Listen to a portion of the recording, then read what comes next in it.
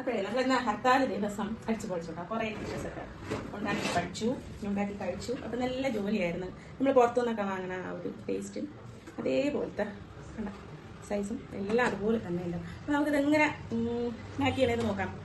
നമുക്കപ്പോൾ ഇതിൻ്റെ വീഡിയോയിലോട്ട് പോയാലോ. നല്ല ചൂടുണ്ട് കേട്ടോ, നല്ല ക്രിസ്പി ആയിട്ടുണ്ട്. അപ്പം പോലെ ഓക്കെ.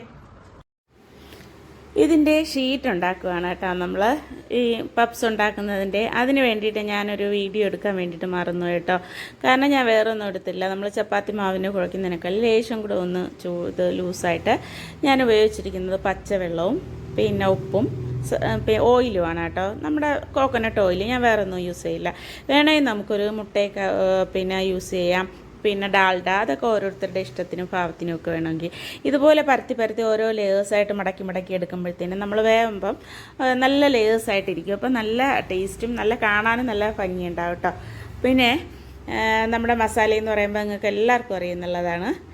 നമുക്ക് മുട്ടക്കറി വയ്ക്കുന്നതിന് തിക്കായിട്ട് ആ കറിയായിട്ടല്ലാണ്ട് വെച്ചിട്ട് ഇതുപോലെ ഓരോന്നിലും നിറച്ച്, ഞങ്ങൾ കുറച്ച് മാവേ എടുത്തിട്ടുള്ളായിരുന്നു. പക്ഷേ 7 ഞാൻ പപ്സ് ഉണ്ടാക്കാൻ വേണ്ടിയിട്ട് കിട്ടി.